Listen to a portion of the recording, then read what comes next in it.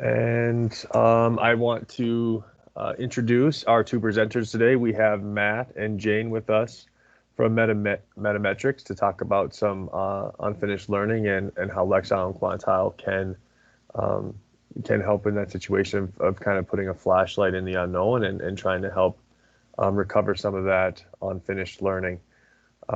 We also wanted to say that the Lexile and Quantile scores are associated with the NDSA scores and will be on the individual score reports for your students once you get those back.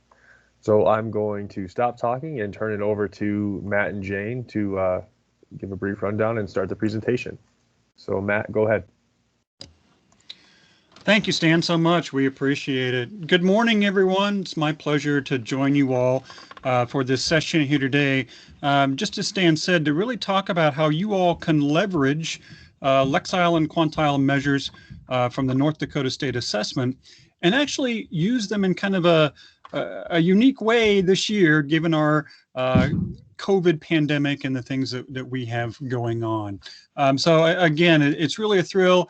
Let me start off by saying this is not a sales pitch in any way. There are no costs associated with anything I am going to describe for you guys today.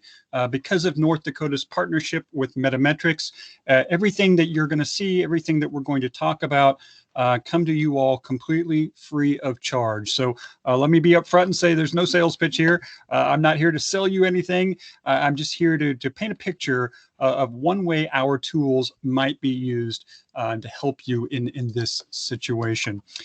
First, my name is Matt Copeland. I'm the Director of Educator Engagement here at Metametrics. I'm joined by my good friend and colleague, Jane Scott, our Senior Educational Facilitator. Jane's going to be operating the chat room there, sharing some links, answering some questions, getting my attention when I need to back up or re-explain something as is often the case to do that. So please, at any point throughout this presentation, if you have a question, go to that messages chat feature within Microsoft Teams and let Jane know she's there for you to help you guys with that and kind of go through a little bit of that Q&A with you as well. So very quickly, let me kind of explain what we have in store for this next probably 30 or 45 minutes here that we have together. Really, I want to begin by talking about the current landscape and this new challenge that we have in front of us, this idea of unfinished learning or learning loss because of the pandemic. We all know that that's a reality, but the challenge right now is finding ways to quantify it and then finding ways to communicate it to a wide variety of stakeholders. So I'll kind of put that right up front and share with you kind of one way that you might go about remedying that challenge. We'll jump into a quick review, kind of a level set, if you will, for any of those of you that may need it, to quickly describe what Lexile measures for reading and what Quantile measures for mathematics, what kind of offerings they really have, what power and utility they have for all of you. And then we'll kind of get into the how-to. So we'll go live to the Lexile and Quantile Hub. I will show you all the growth planner and how to operate that tool to do the very things that I'm going to describe for you here at the very beginning. So let me kind of go into that challenge again just a little bit more. Obviously, these are unique times. And we are now facing a situation that is a little bit different than one we've ever faced before. As educators, we're always trying to describe and communicate the learning and the growth of our students. But now, because of the pandemic, we're finding it extra challenging to try and communicate when no one really knows what the expectations are because of the variety of different measures that we've taken to address the pandemic. So the challenge right here and right now, particularly this time of year, as you all are completing and finishing up your state assessments, is to begin to quantify and to communicate the impact that pandemic has had on student learning. And of course, we can do this at the individual student level, but we can also do it at the cohort level We could look at particular grade levels, or we could look at socioeconomic status. We could look at the primary dominant form of instruction, whether that was remote or whether that was in person, whether that was hybrid. And we can begin to try to communicate the exact impact the pandemic has had on our students. So let me give you a concrete example of this for just a moment. I'd like for you all to imagine a hypothetical seventh grader this year. Now, there in the state of North Dakota, you have some state assessment data on this child from previous years. So if you look at this quick little chart, you'll see that back in third grade, that would have been the 16-17 school year, you would have data from this child, grades 3, 4, and 5. That sixth grade year, last school year, you would not have data because obviously there was no testing because of COVID. And then this year, the seventh grade year, we have testing again. So you would have Lexile measures or quantile measures for this student for those 4 data points. And really what I'm going to suggest that you could do, and again, this is one example, but a model that you all might emulate, whether that's at the classroom level, the building level, or the district level, or even the state level, to take a look at this data in a unique way using the Lexile and Quantile growth planners. So taking these 4 data points from this hypothetical 7th grader, I can actually plug them in to the Lexile growth planner. So over on the left-hand side of this slide, you'll see that I've input those 3 data points from pre-COVID days. So you'll see the data point over here on the left of 3rd grade. You'll see the data. You'll see the data point from 4th grade and from 5th grade.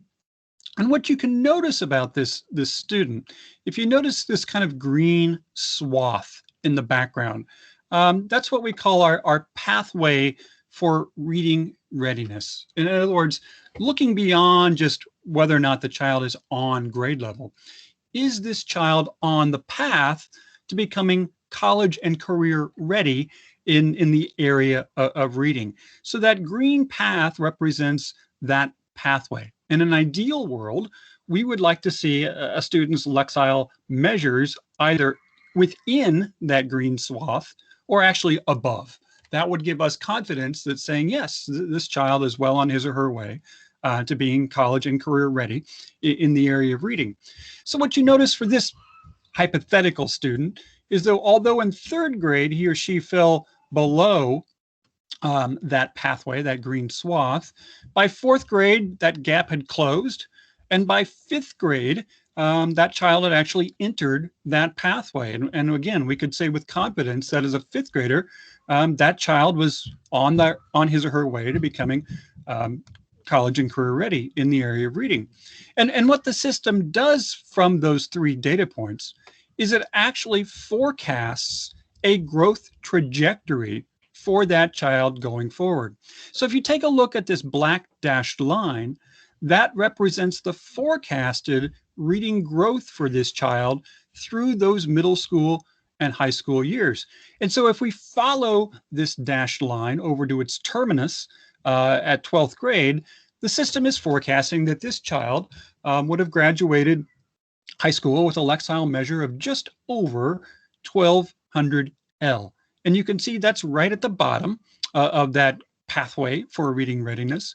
But you could also compare that measure to these vertical colored bars that you see just to the right, because this orange colored bar represents the reading demand of textbooks in the first year at the university. The yellow bar represents the reading demand of textbooks in the first year at a community college. And the blue bar represents the reading demand of materials that an individual would encounter in the workforce. And so in this way, this forecasting ability helps this child and his or her family and educators to better understand where this child is in relation to his or her post-secondary goals. But again, these first 3 data points were in the pre-COVID world. So this child's making growth by 5th grade had entered that pathway and look to be well on his or her way to becoming college and career ready. But on the right-hand side of this slide, I've added a second graph where I've plotted this year's post-COVID results. And so now you see this hypothetical seventh grader now has a Lexile measure of 900L. So the child has still grown over those previous data points. That's a good thing. But what you notice is this child has now dropped back out of that pathway for reading readiness. And in fact, when we compare that forecasted growth trajectory in the post-COVID graph to the one over here on the left of pre-COVID, you see that that child's forecast has changed rather dramatically over those middle school and high school years. The system is no longer forecasting that this student is going to finish high school, college, and career ready in the area of reading. And this is a really Matt, there we go. I'm sorry, Jane. I'm sorry to interrupt, but we dropped your screen. You're back on. Go ahead. Sorry. Okay, sorry about that, everyone. So what you can see here is comparing these growth trajectories. It makes a big impact that this student in the pre-COVID world was on the path to being reading ready for college and career, but now post-COVID has slipped a little bit below and is no longer on that pathway. Although he or she is still growing and still doing it, it's not at the rate that it once was.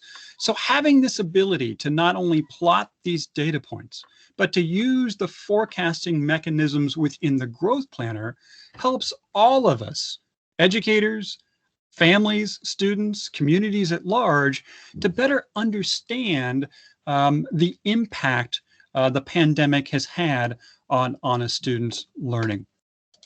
So not only, again, like I said, not only can we look at individual students, but we can take this same concept and we can apply it to cohorts as well. So in the same way that I'm going to show you how to input data points from a single student, you could certainly take the average of your students and compare different subgroups. And I kind of spelled out a couple of ways that you might do this. Again, maybe at the building level, maybe at the district level, perhaps even at the state level. You could look to see students in your building or district or even the state of North Dakota, how much did they grow pre-COVID and post-COVID in fourth grade or in fifth grade or in sixth grade. You could look at the various races and ethnicities to see what differences may have occurred in the learning forecasts based on those factors. We could certainly look at socioeconomic status. We could look at whether or not SPED students were unduly impacted by the pandemic. We could even look at the impact of the kind of instruction students received predominantly this school year, whether that was remote instruction, whether that was in-person instruction, or some hybrid of the two. So there's a lot that we could do with this concept. Well, why is this important?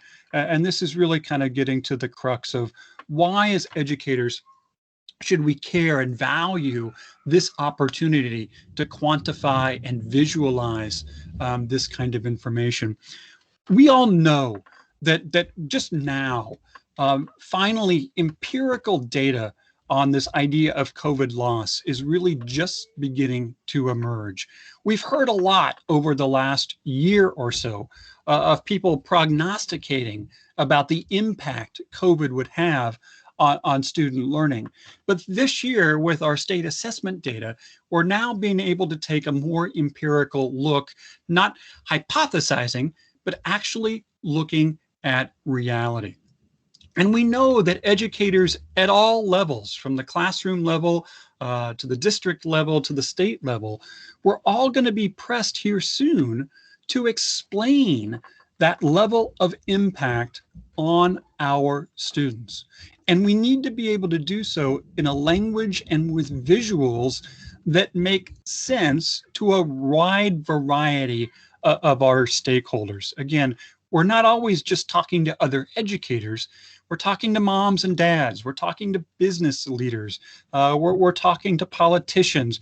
We're trying to help them understand the real impact the pandemic has had in our students. And of course, with all the federal stimulus money that's coming around, we have an opportunity to target some of those new resources to those populations that need them the most.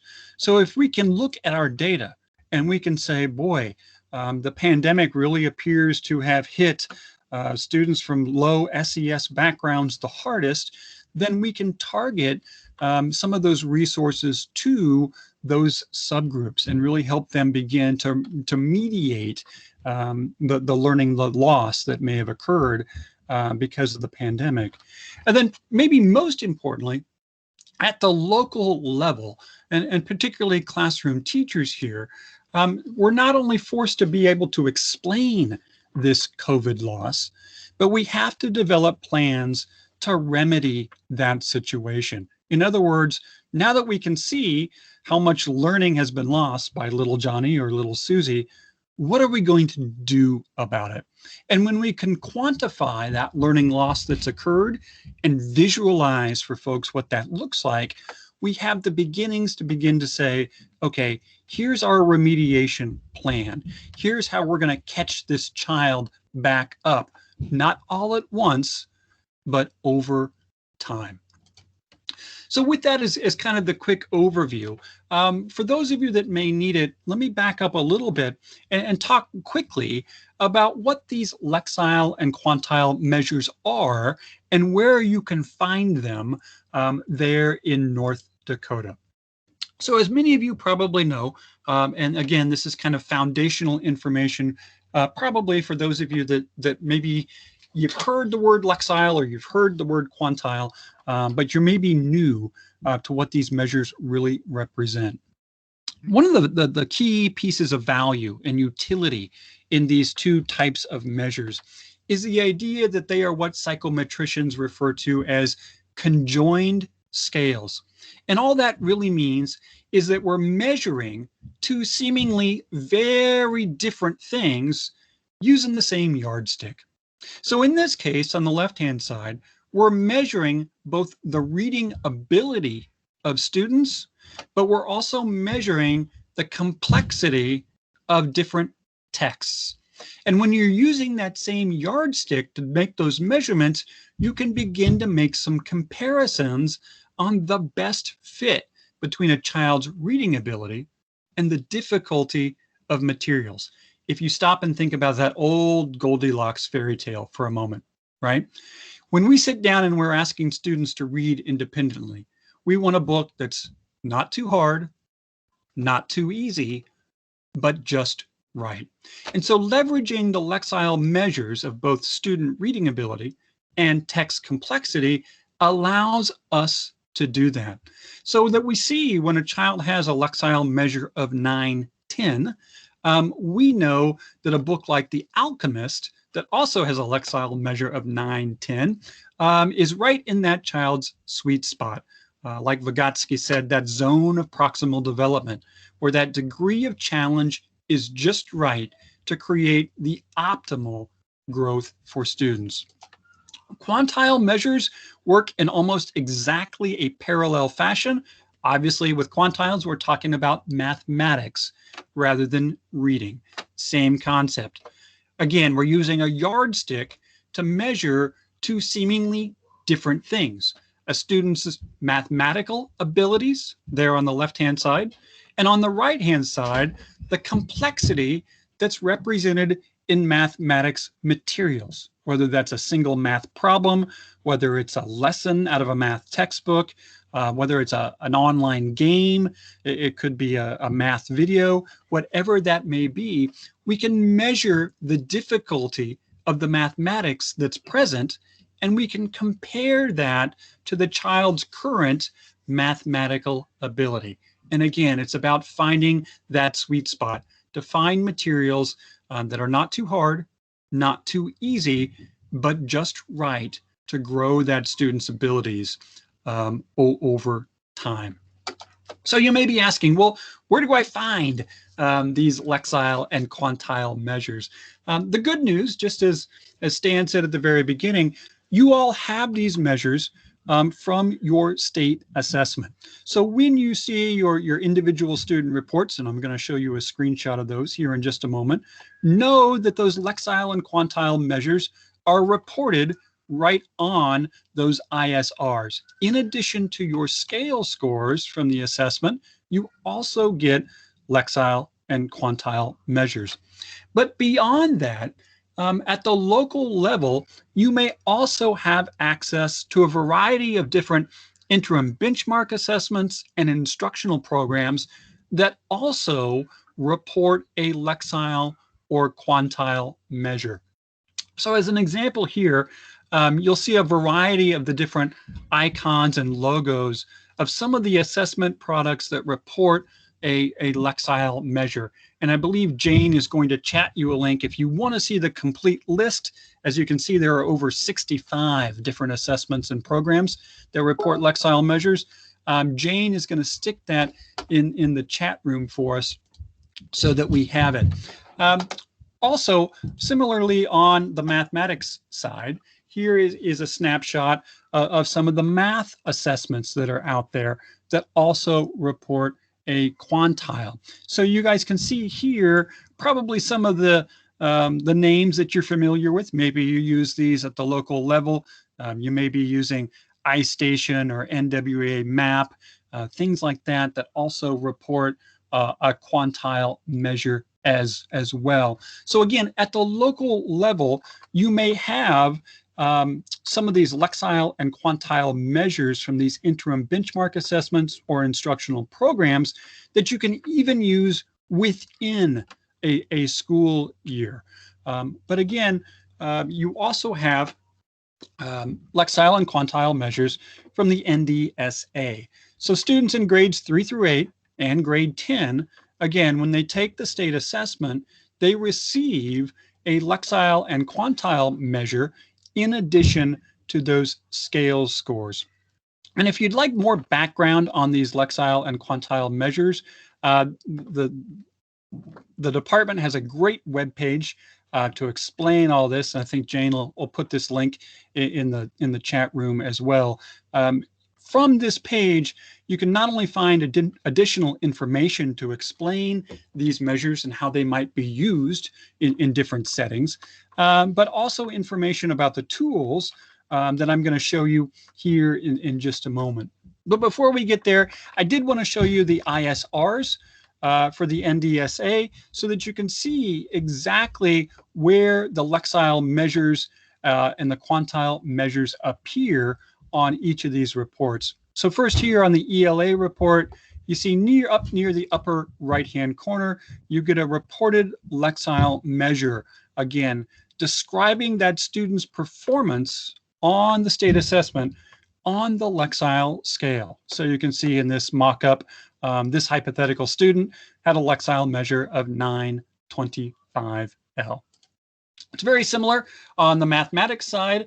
Again, up in the upper right-hand corner, you can see the quantile measure for that student's performance. And again, you see some description of what that quantile measure means.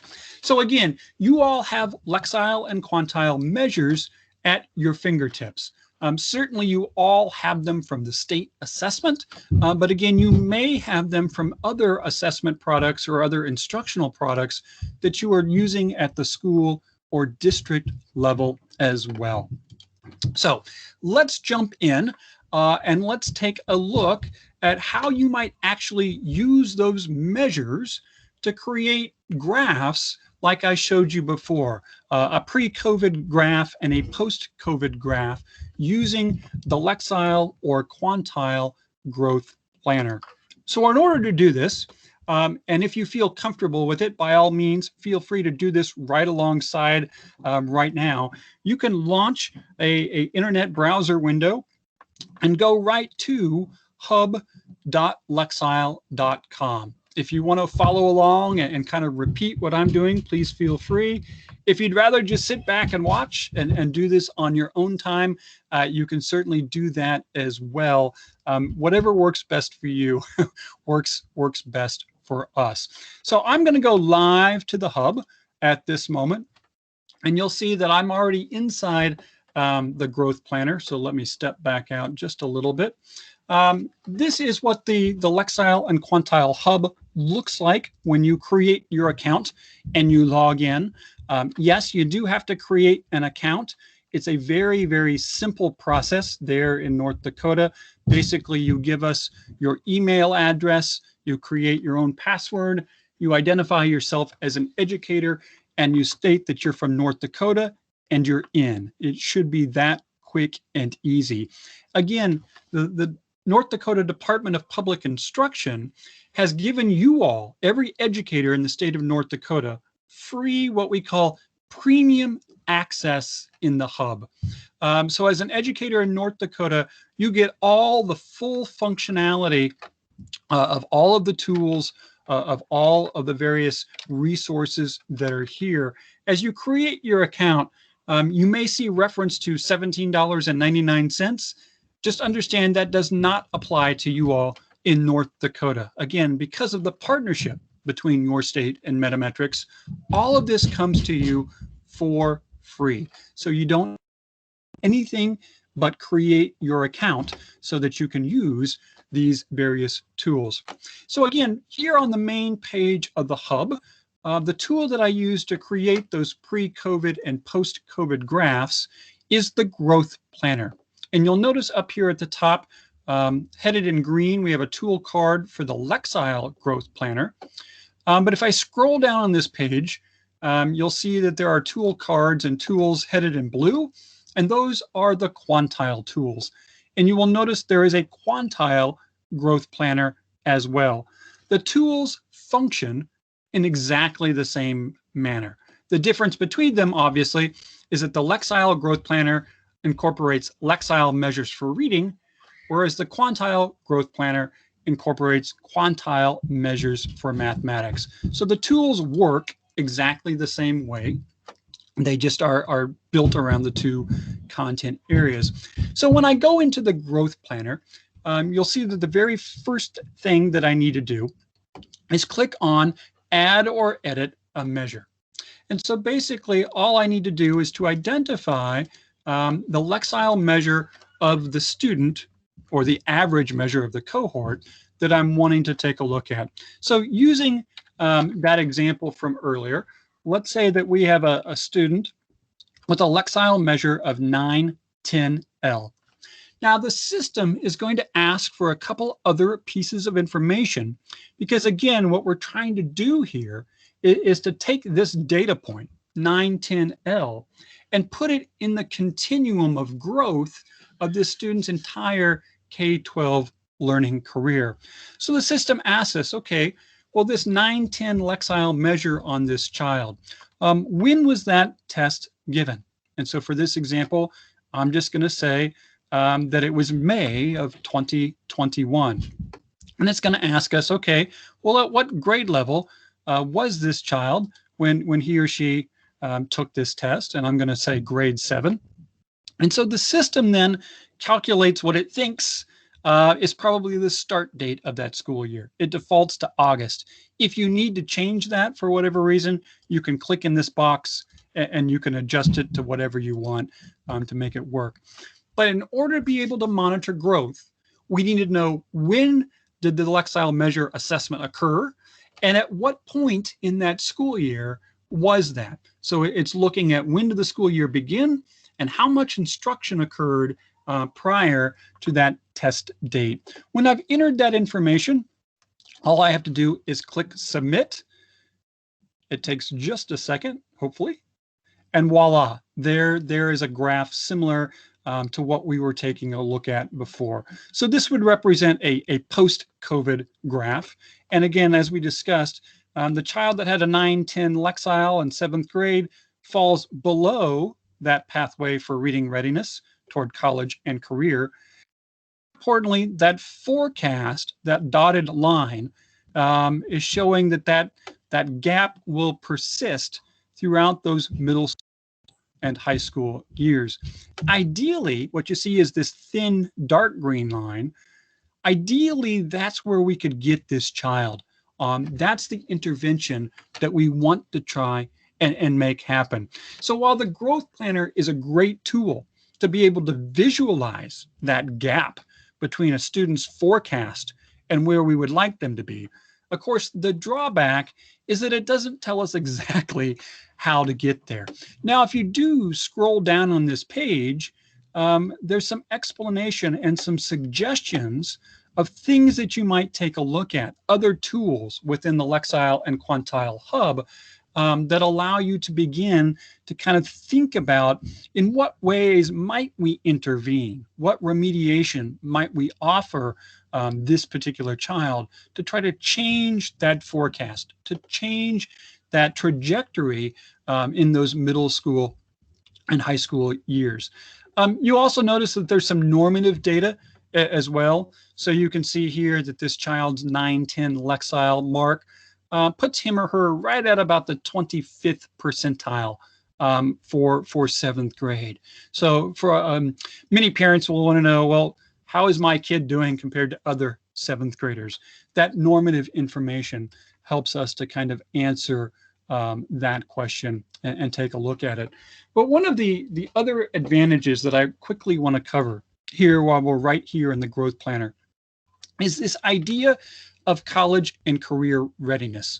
Because you'll notice next to that green button that we clicked on to add and edit the measure, the other thing that we can do is actually look at this case in the reading demands. And again, on the quantile side, it would be exactly the same with mathematics, but we can actually look at the reading demands of individual occupations.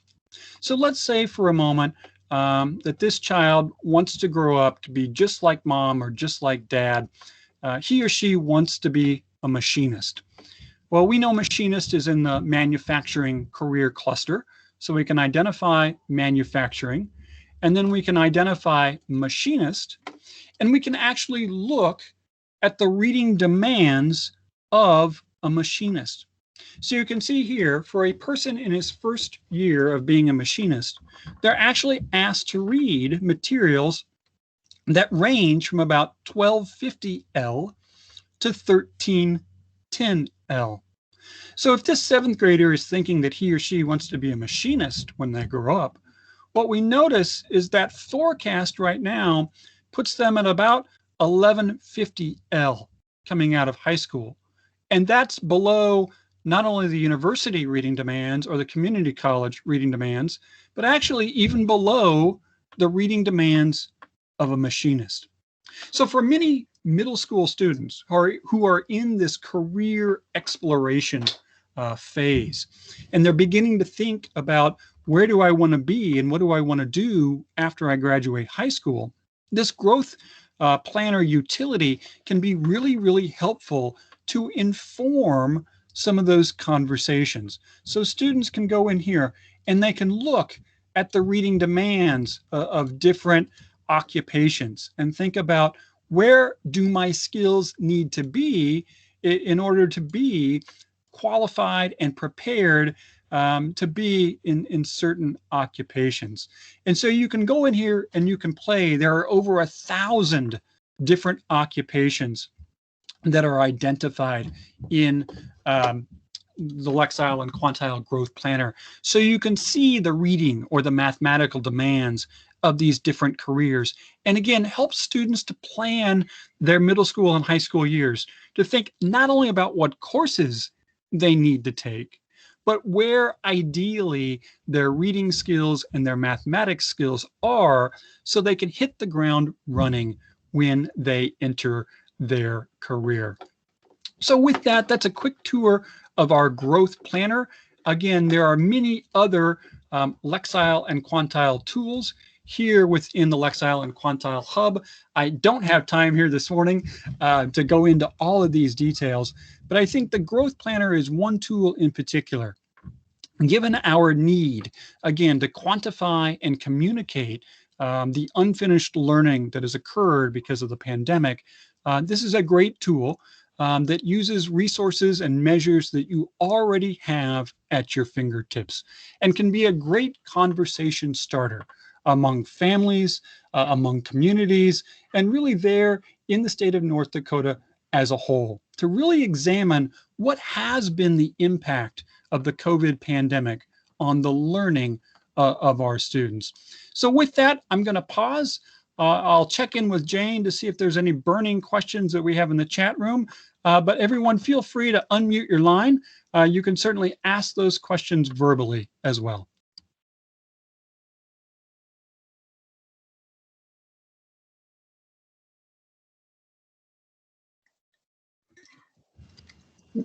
Matt, in the chat room, everything looks good.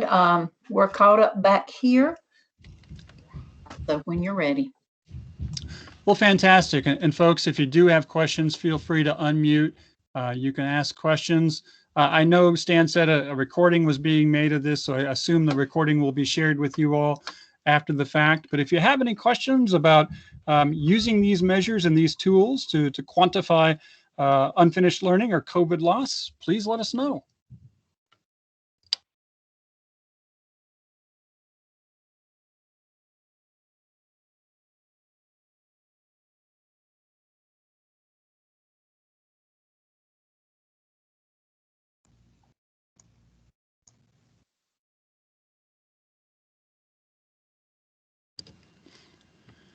Well, Stan, being that I'm not hearing any questions, and I know folks are incredibly busy this time of year with everything going on and beginning to kind of wrap up the school year.